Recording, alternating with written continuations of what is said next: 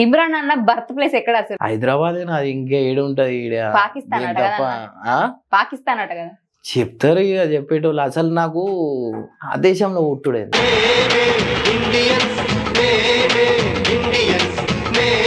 Main మీ అందరికి కూడా చెప్పాలా, మోడీ అంటే ముస్లిమ్స్ వాళ్ళకి చాలా మందికి నచ్చదు. కానీ నేను నిజంగా అంటున్నా, నాకు ఫస్ట్ టైం నాకు ఒక ప్రేమ అనేది వచ్చింది ఆయన మీద. ఎందుకంటే వేరే ప్రైమ్ మినిస్టర్ ఎవరైనా ఉంటే ఇంత పెద్ద స్టెప్ తీసుకోకపోతుండే.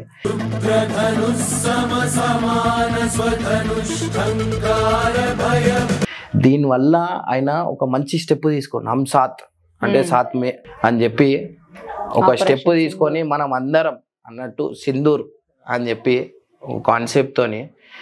ఎందుకంటే ఎన్నిసారి అని అదైతాం. వాళ్ళు టెర్రరిస్ట్ ఎట్లాంటి వాళ్ళు అంటే మనం మక్కా మస్జిద్లో కూడా బంబ్లా చేసారు. వాళ్ళకి అవన్నీ ఉండవు. తెలిసి వాళ్ళు అంటారు ముస్లిమ్స్ ఏం చేయరని, మళ్ళా మక్కా మస్జిద్లో ఎందుకు అది చేసారు, వాళ్ళకి అవన్నీ ఉండవు. ఇవన్నీ ఏంటంటే ఒక మాఫియా అన్నమాట వాళ్ళకి.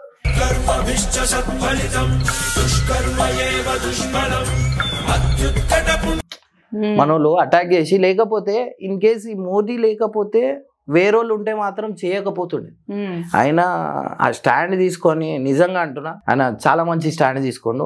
దీనివల్ల ఇంకోటి ఏంటంటే హిందూ ముస్లింది కూడా తక్కువ అవుతుంది మన దగ్గర. ఎందుకంటే ఫైట్ జరుగుతుంది.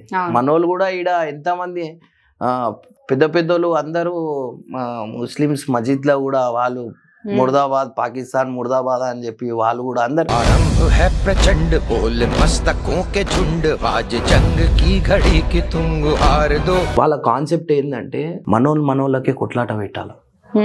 వాళ్ళ కాన్సెప్టే అది. ఈడ హిందూ ముస్లిం కొట్లాట పెడితే ఈడ జనాభా లెక్క తగ్గుతుంది, మనం ఏమన్నా చేయగలుగుతాం అని ఒక కాన్సెప్ట్ తో ఉన్నారు వాళ్ళు. కానీ నేను అది పాకిస్తాన్ చాలా చిన్నది, ఇది చేసినా అది కొట్టుకోబోతుంది. మనం అందరం మనం ఉన్న ఇండియా మొత్తం అది చేస్తే కొట్టుకోబోతుంది అది.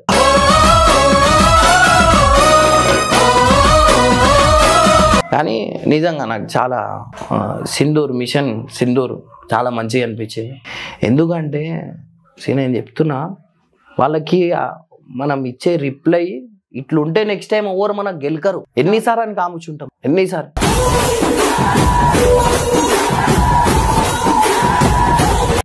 చేస్తారు వాళ్ళు. 4 సార్లు ఓడించినాం, అయినా సరిపోతలేదు. ఎన్నిసార్లు అని చేస్తారు. ఈసారి ఇట్లా చేస్తుంటే నెక్స్ట్ టైం ఆల్రెడీ పడ్డది.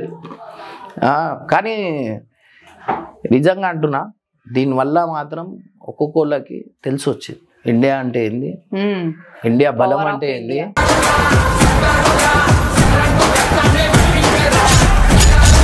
ఒక్కొక్కళ్ళకి అది అది డైలాగ్ పెట్టు, అది మహేష్ బాబుది ఉంది, ఆ డైలాగ్ పెట్టు. ఓకే అన్న, ఇప్పుడు ఈ ఆపరేషన్ సింధూర్ వచ్చిన తర్వాత ఓకే ఈరోజు డీలింగ్ నడిచింది, ఇంకా ఈ యుద్ధాలు ఆపేద్దాం అని చెప్పేసి మాట్లాడుకుంటూనే మాట్లాడిన నెక్స్ట్ డేనే చేసి రిపీట్. అయ్యో అటు పాకిస్తాన్ అంటేనే దొంగ దెబ్బ, వాళ్ళకి ధైర్యం లేదు ఒకటి. వాళ్ళకి అయినా కానీ సరే వాళ్ళు వదిలినా కానీ ఏం లాభమైంది, ఏమనైందా? ఆడికే పడ్డాయి అన్ని, అదే ఆడికే పడ్డాయి. దాని తప్ప వాళ్ళకి అంత అది లేదు. ఇంకా ఈ మిషన్ ని ఇద్దరు లేడీస్, ఇంకా లేడీస్, దాంట్లో ఒక ముస్లిం అమ్మాయి కూడా ఉంది. చాలా హ్యాపీగా అనిపించింది. అంటే ఆమెకి అది ఇవ్వడం.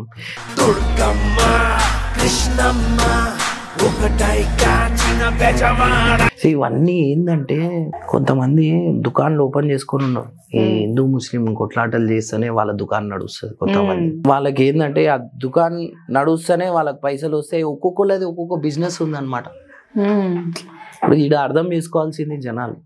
ప్రతి ఒక్కళ్ళ ఫ్రెండ్కి మీరు నమ్ముతారో నమ్మరో, నేను నా పండగల కంటే మన బబ్బు పండగలు ఎక్కువ చేసుకుంటాను.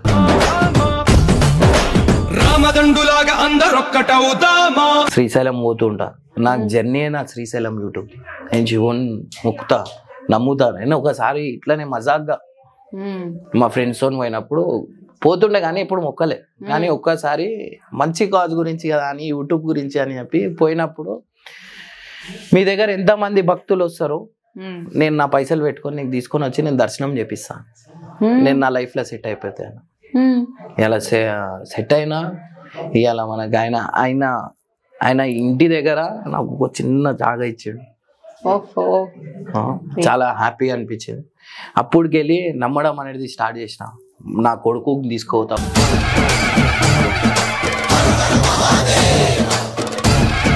మా అమ్మ గురించి చెప్తాను నేను మీ అందరికి. నా గురించి మా అమ్మ గుడికి కూడా వచ్చింది, గుడి లోపల వచ్చింది. నేను అన్నా, నేను ఇట్లా ముక్కున్నా, ఇట్లా సెట్ కావాలనుకున్నా, అట్లా అని చెప్పి నేను అనుకున్నా. అంటే మైబీ ఆతి అని చెప్పి మా మమ్మీ కూడా వచ్చింది. నీ పాదాలకు వల్ల నాడుగులు సాగాలం. అందరు కలిసిమెలిసి ఉంటేనే ఒక ఇండియా అనేది ఉంటుంది. ఈ కొట్లాటలు పెడితే కాదు. మన దగ్గర ఉన్న గొప్పతనం ఏంటంటే అన్ని కులాలు అన్ని మతాలు కలిసి బాగుంటది అన్న. ఇన్నున్నాక కూడా కొంతమంది యుద్ధం వద్దు ఆపేయండి. యుద్ధం వద్దు అంటే ఇక మళ్ళా ఇట్లాంటి సంపుడు అవన్నీ అవుతూ ఉంటాయి. ఇప్పుడు ఎవరికైనా చంపుమని చెప్పండి, ఇప్పుడు దమ్ముందా ఎవరికైనా? అసలు అది ఇంకోటి, అది ఏదో న్యూట్రియల్ పెద్దది ఉంటుంది, డైరెక్ట్ అదే చేసేయాలి నెక్స్ట్ టైం. అది చేస్తే ఇక బయట పక్క రాష్ట్రాలు దేశాలు కూడా వాళ్ళకి సపోర్ట్ చేయరు.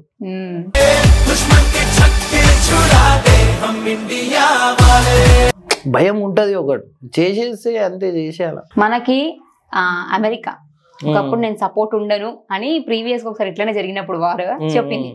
కానీ ఈ రోజు మన దగ్గరకు వచ్చి సపోర్ట్ ఉంటా అంటే మన శక్తి అట్లాంటిది, మన దగ్గర ఉన్న మోడీ అట్లాంటిది.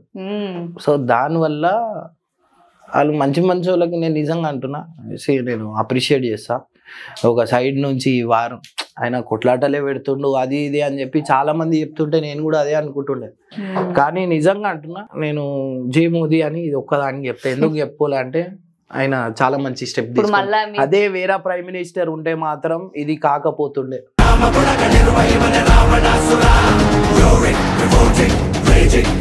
హిందూ ముస్లిం కొట్లాటలు అవుతున్నప్పుడు పెద్దోళ్ళు ఎవరైతే కొట్లాటలు పెడతారో వాళ్ళ ఇంట్లో బాగానే ఉంటారు.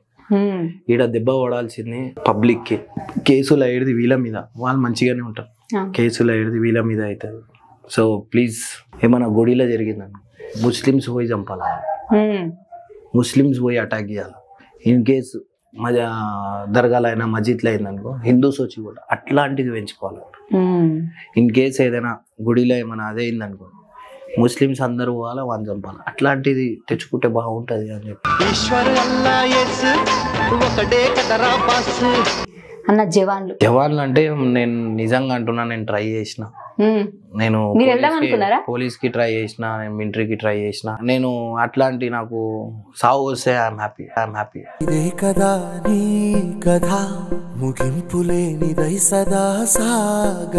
ఎందుకంటే మా అమ్మ నాకు ఏది ఉన్నా మా అమ్మ తప్ప ఏం లేదు. ఆ ప్రౌడ్నెస్ ఇప్పుడు కూడా నాకు ఏందంటే ఇమ్రాన్ కే మమ్మీ అంటే నేను చాలా హ్యాపీ అనిపిస్తుంది. మా మమ్మీ ఖుషి అవుతుంది. నేను చాలా బాధలు పెట్టినా, నేను మా కాందల్లో తిట్టిరు, నాకు అందరూ అసహించుకోరు. కానీ మా మమ్మీ నా కొడుకు అని చెప్పి లాడ్ చేసేది. అన్ని మా అమ్మనే. నాకు ఏది ఉన్నా ఏం లేక నా గోలు నా అచీవ్ మొత్తం మా అమ్మనే.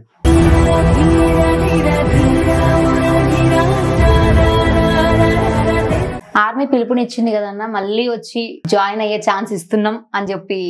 జాయిన్ అంటే ఏం లేదు, నాకు ఏదైనా మిజైల్ ఇచ్చి లోపల వెళ్ళిపోమంటే వెళ్ళిపోతా. కానీ ఆడ నుంచొని చేసుడు కష్టమవుతుంది. ఇప్పుడు ఈ కాళ్ళ నొప్పిలకి అది ఒకటేసారి పోయి చంపమంటే చంపేస్తాను ఎందుకంటే ఆ సావు రావడం అదృష్టం ఉండాలి, చాలా అదృష్టం. రీసెంట్లీ మురళీ నాయక్ అని చెప్పి వాళ్ళు నాకు ఇట్లా గూస్ బంప్స్ వస్తున్నాయి. నా దాంట్లో ఎన్నో స్టోరీలు పెట్టిన. నాకు ఆ సావు వస్తే ప్రతి ఒక్కరు ఎంత పెద్దోళ్ళు ఉన్నారో వాళ్ళ ఇంటి దగ్గరకు వచ్చి ఆ పేరు తెచ్చుకోవాలి, ఆ పేరు కావాలి. ఆయన కూడా చాలా మందికి చంపాడు. ఆయన చిన్న మనిషి కాదు, అంతమందికి చంపుడు చాలా పెద్ద మాట. అంతమందికి చంపిండు, ఎంత గ్రేట్. 24 సంవత్సరాలు. అది ఒకటి, మనం అనుకున్నప్పుడు మన మీద ఫ్లాగ్ ఉంటే ఆ ఫీలింగ్ వేరు ఉంటుంది. దేశ భద్రత నా బాధ్యతని అన్నావు, సరిహద్దు సేవంటే సాహసమే అన్నావు. ఏదైనా మనకి ఇట్లాంటి ఆపర్చునిటీ వస్తే బాగుంటుంది. చాలా ట్రై చేసిన. ఏంటంటే నేను బ్యాక్ బెంచర్ అనమాట, చదువు బిడ్డ కాదు, చిట్టి బిడ్డ. మనం చిట్టీలు ఎక్కువ పెట్టేటోని నేను. సో అట్లా అని చెప్పి చదవలేదు. అంటే అట్లా ఇట్లా చేసి డిగ్రీ దాకా మా అమ్మ తెచ్చింది. మా అమ్మనే తెచ్చింది డిగ్రీ దాకా. నేను ఫస్ట్ బట్టల షాప్లో పనిచేసిన, ఇది ఓన్ చెప్పలే. ఫస్ట్ ఒక వారం 50 రూపాయలు ఇస్తుండే నాకు బట్టల షాప్లో. ఒక రోజుకి 50 రూపాయలు ఇస్తుండే. వారం చేసి 350 రూపీస్ది మా మమ్మీకి ఒక డ్రెస్ తెచ్చి ఇచ్చిన. అప్పుడు నేను ఆ పైసలు నేను ఏం చేయకుండా సికింద్రాబాద్లో బట్టల షాప్లో పనిచేస్తుండే. ఫస్ట్ టైం మా మమ్మీకి డ్రెస్ తెచ్చి ఇచ్చిన. అప్పుడు మస్తు ఖుషి అయిపోయింది. దాని తర్వాత మా మామయ్య ఆటో నడుపుతుండే. మా మామయ్య అది మా ఊరు పోతున్నప్పుడు, మాది రైల్వే క్వార్టర్స్ అయితే, ఆటో పెట్టేసి పోతుండే. నాది అప్పుడు 10th అయిపోయింది. నా 10th కాగానే బట్టల షాప్ పోయినా, కాలేజ్ చేసుకుంటా. దాని తర్వాత మా మామయ్య ఇట్లనే ఆటో పెట్టేసి పోతే ఆటో తీసుకొని పోతుండే. నేను మా మామయ్య ఊరికి పోయినా తెలియకుండా ఆటో తీసుకొని పోయి 5 రూపాయలకి వారీస్ అని బొంబాయి టు గోవా అని అంటుండే. అట్లా కూర్చోబెట్టుకొని ఒకసారి చేసి ఇంత చిల్లర తెచ్చిచ్చిన. ఎప్పుడు నేను ఏ పైసలు ఉన్నా మా అమ్మకి తెచ్చిచ్చేటోడు. ఎన్ని పైసలు ఉన్నా మా అమ్మకి తెచ్చిస్తాను. నేను ఏది ఉన్నా మా అమ్మని, అంతే. నాకు చాలా సపోర్ట్ చేసిన. 100 దేవుళ్ళే కలిసొచ్చిన అమ్మా నీలాగా చూడలేరమ్మా అన్న. ఈ రోజుల్లో మీకు మమ్మీ అంటే ఎక్కువ ఎమోషన్ కాబట్టి క్వశ్చన్ అడుగుతున్నా. పోతే పోని, ఎటన్నా పోని, వాళ్ళు ఏమైపోయినా ప్రాబ్లం లేదు అని పేరెంట్స్ ని చూసుకోకుండా పైగా ఆస్తి అడుగుతారు. అట్లాంటి వాళ్ళు బతికి వేస్ట్. రేపు వాళ్ళు ఇలా ఇట్లా చేసిరంటే రేపటి రోజు వాళ్ళ పిల్లలు కూడా అట్లనే చేస్తారు. నేను మా మమ్మీ మా అక్క వాళ్ళ ఇంట్లో ఉంటా, నువ్వు సపరేట్గా అని చెప్పి స్టార్టింగ్లో నాకు మా భార్యకి అట్లా కొంచెం కొత్త కదా కొట్లాట. ఇవాళ సొంత కూతురులాక మా అమ్మని చూసుకుంటుంది మా భార్య. నువ్వు చూసినావు కదా, అది అట్లా సైకో ఉన్న భార్యని ఇప్పుడు ఏం లే, ఆమె ఏమనుకో సైకో అంటే అండర్స్టాండింగ్ ఉండకపోతుండే. అట్లాంటిది విడిపోదాం, అలాగ అయిపోదాం, సపరేట్ ఉందాం అనే దాకా వచ్చింది. అయినా కానీ లేదు, మా అమ్మ ఉంటేనే ఏదైనా, మా అమ్మ పోయినాక ఏమని చేస్తాం. ఇప్పుడైతే ఏది వద్దు, ఫస్ట్ మా అమ్మ మంచిగా చూసుకో. నేను నిజంగా అంటున్నా, మళ్ళీ చెప్తున్నా. ఫస్ట్ పెళ్ళి చేసుకొని ప్రతి ఒక్కళ్ళకే నేను చెప్తుంది, ఫస్ట్ ఏ పూరి పెళ్ళి చేసుకుంటున్నప్పుడే ఫస్ట్ నేను పెళ్ళి చేసుకుంటుంది నువ్వు మా అమ్మని చూసుకోవాలి, తర్వాత నాకు చూసుకో. ఫ్యామిలీ ఫస్ట్ మమ్మీ డాడీ తప్ప ఎవ్వరు లేరు, ఎవ్వరు లేరు. అన్న అక్కలు కూడా కొన్ని విషయాలలో దూరం అయిపోతారు, ఆస్తిలు అంటే మైండ్ సెట్ బట్టి. కానీ నాకు ఏది ఉన్నా మా అక్క కూడా నాకు మంచి మళ్ళీ ఇంటర్వ్యూస్ చేస్తుంది. మా అన్న అయితే దేవుడు, గాడ్, మంచోడు. నాకు ఏదేమదు.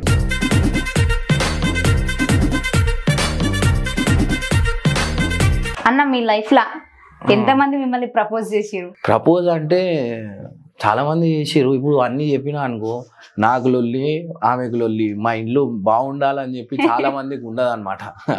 లేనిపోని అన్ని పాత జ్ఞాపకాలు గుర్తు చేపియద్దు పెళ్ళిళ్ళైనాక.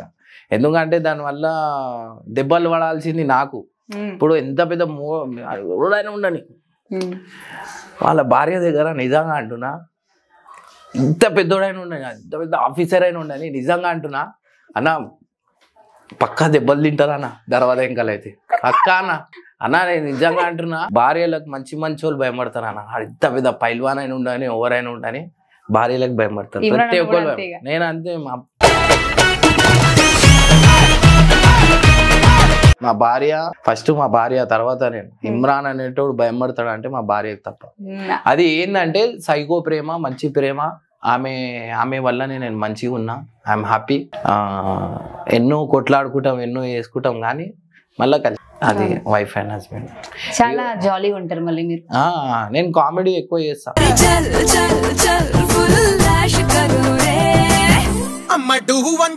ఇమ్రాన్ అన్న రీసెంట్ గా ఏదన్నా అంటే ఇన్ని గొడవలు అయినాయి, అయినా కూడా ఇన్ని బాధలు ఉన్నా నవ్వుదాంలే అని ఫన్నీగా ఏదైనా చేయనీకే ఏదైనా చిలిపి పని చేసిండ? చిలిపి పని అంటే చేస్తుంటాయి, అది ఏదో ఒకటి కామెడీ అయితే అవుతూ ఉంటాయి.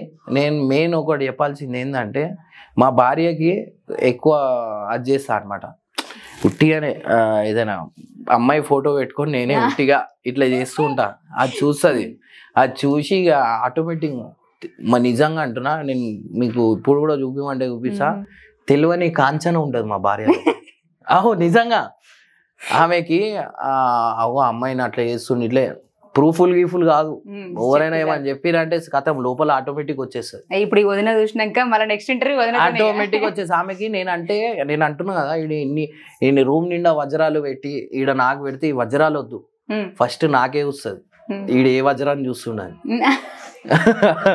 అట్లా వేసినాక వేస్తుంది. దాని తర్వాత ఇది కూడా కావాలంటది. అట్లా ఫస్ట్ ఏది ఉన్నా నేనే, దాని తర్వాత అన్ని ఆమె. ఇప్పటి వరకు వదిన దగ్గర సరే అవన్నీ వదిలే, నాకు ఫస్ట్ నీ పెళ్ళేపు.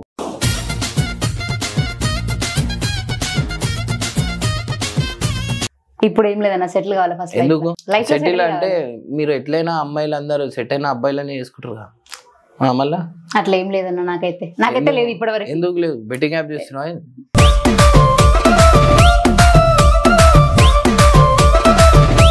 అట్లనే ఆ గుట్కా సాగర్ అన్న 12,000 మంది చచ్చిపోతాను అన్న సంవత్సరానికి, గుట్కాలు సాగర్ తిని. దాని మీద కూడా మాట్లాడాలి. అట్లా సిగరెట్లు అట్లాంటి చిన్నవి చాలా ఉన్నాయి. దీనివల్ల ఇవి పోతాయి అన్న, అందుకని అది నిజంగా ఒక మంచి ఎవరైనా వచ్చి ఇవన్నీ బంద్ చేపిస్తే చాలా బాగుంటది. ఫస్ట్ ఇమ్రాన్ అంటే బంద్ చేయాలి. అయితే బంద్ చేయాలంటే సిగరెట్ బంద్ చేసేయాలి, ఏం చేస్తాం. ఇమ్రాన్ అన్న మంద తాగితే వదినకు నచ్చుతుందా? ఇప్పుడైతే తాగుతాం, బంద్ చేసేసిన. నాకు జాండీస్ ఉన్నాయి కదా, అట్లా నేను సస్సు బతికిన మందు. మా టీం వాళ్ళకి నచ్చుతుంది, అంటే ఫుల్ కామెడీ ఉంటుంది అనమాట.